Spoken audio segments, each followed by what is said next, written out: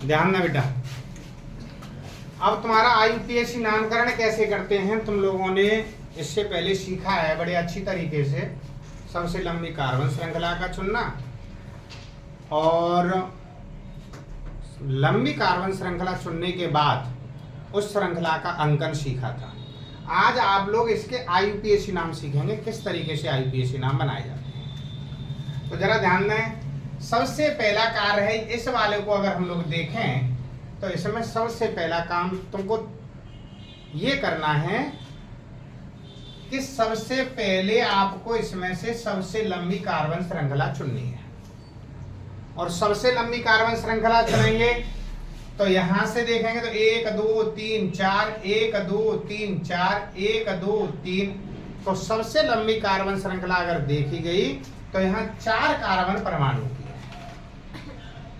अब बात आती है दूसरे नंबर पे कि इसको नंबरिंग देने की। नंबरिंग कहां से दी जाएगी?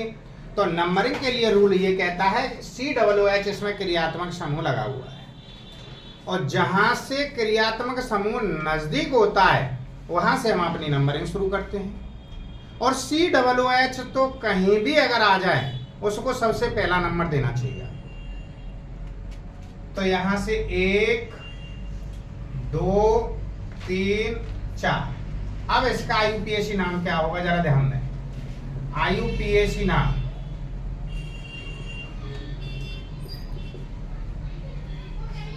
IUPAC नाम कैसे बनाएंगे जरा ध्यान दें बेटा। 2 नंबर पे यहाँ मैथिल जुड़ी हुई है तो ये 2 नंबर पे मैथिल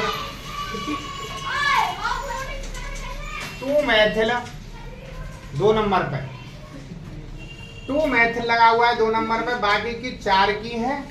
1 नंबर पे COOH लगा हुआ है, इसको ओइक अम्ल कहते हैं, इसका रेडियल लगना ओइक है तो इसलिए 2 मैथिल। 4 की है तो ब्यूटेनोइक, डालना चाहे तो 1 डाल सकते हो, नहीं डालें तो 1 वाले ही मत लगाओ।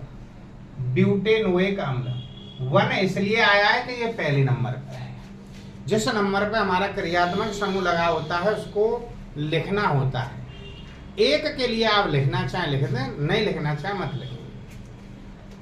ये हो गया बेटा इसका IUPAC नाम 2 मैथिल। क्योंकि ये 2 नंबर पे मैथिल लगा हुआ था इसलिए 2 मैथिल। 1 इसलिए आया है कि COOH 1 पर है, क्रियात्मक समूह हमारा पहले नंबर पे लगा हुआ है। ओइक इसका रेडियल लग्न होता है COOH का। और उसके बाद इसको देखें तो 4 कार्बन परमाणुओं की श्रृंखला है इसलिए ये 2 मैथिल 1 ब्यूटेनोइक अम्ल हो गया।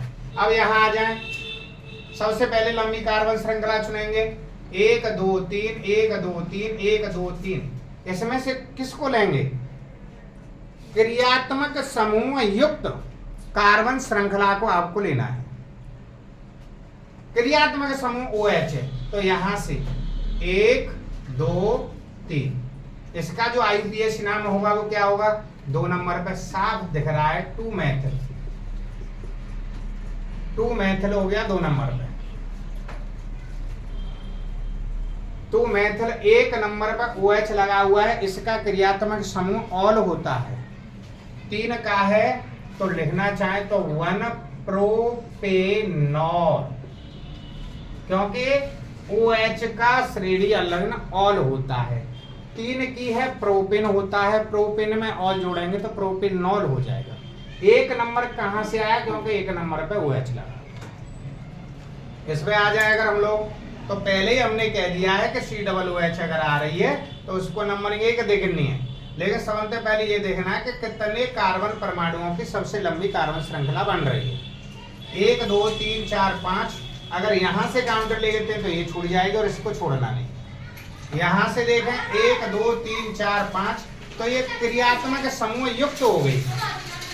1 2 3 4 5। इसका IUPAC नाम बड़े आसानी से देखेंगे। और अब विशेष तौर पर समझे आप, 2 नंबर पे मैथिल तो ये तो हो गया हमारा 2 मैथिल। अब इस जगह पे जो बहुत महत्वपूर्ण चीज तुम्हें समझनी है, विशेष तौर पर आप ध्यान दें, COOH भी क्रियात्मक समूह है और CO भी क्रियात्मक समूह इसमें आया है। प्रमुख क्रियात्मक समूह कौन सा होगा? तो इसके लिए मैंने तुम्हें एक सारणी बना रखी है। जिसका वरीयता सारणी में स्थान सबसे ऊपर होता है उसी को प्रमुख क्रियात्मक समूह माना जाता है। तो COOH का CO से पहले स्थान है, इसलिए हम इसको प्रमुख क्रियात्मक समूह मानेंगे। और जब ये प्रमुख क्रियात्मक समूह माना जाएगा तो इस CO को प्रमुख क्रियात्मक समूह न मान करके इसको एक तरीके से प्रतिस्थापी का रूप देंगे। तो CO 4 नंबर पे CO लगा हुआ है, इसलिए यहाँ 4 और इसको लिखते हैं ऑक्सो। 4 ऑक्सो। ऑक्सो लिख दें या कीटो लिख दें, दोनों में से कोई एक वर्ड यूज कर दें। 4 ऑक्सो 1 2 3 4 5 का था 1 पेंटेनोइक अम्ल, क्योंकि COOH का श्रेणी अलग्न ओइक अम्ल होता है, इसलिए 1 पेंटेनोइक अम्ल। 1 का यूज आपको मैंने यहां भी बताया है, क्योंकि ये पहले नंबर का है, इसलिए यहां नंबर लिखा है ये 1। तो 2 मेथिल 4 ऑक्सो 1 पेंटेनोइक अम्ल। इस जगह पे देखें तो सीधी सीधी इतने गिने 1 2 3, या इधर से गिने 1 2 3, लेकिन नंबरिंग कहां से देंगे, जहां से हमारा क्रियात्मक समूह नजदीक होगा। CHO हमारा इधर से नजदीक है, तो 1 2 3 की हो गई। CHO है और CHO का श्रेणी अलग्न होता है अल, इसलिए 3 का है तो प्रोपेन में अल जोड़ देंगे तो क्या हो जाएगा, प्रोपेनल।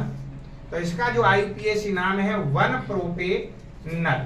चाहे तो 1 को लगा दीजिए, नहीं चाहे तो बिल्कुल मत लगाओ 1 को, लेकिन 1 के अलावा और कोई काउंटिंग होती 2 3 4 तो उसका यूज करना बहुत जरूरी था। तो ये इसका IUPAC नाम हो गया 1 प्रोपेनल। नेक्स्ट आगे की वीडियो में देखेंगे।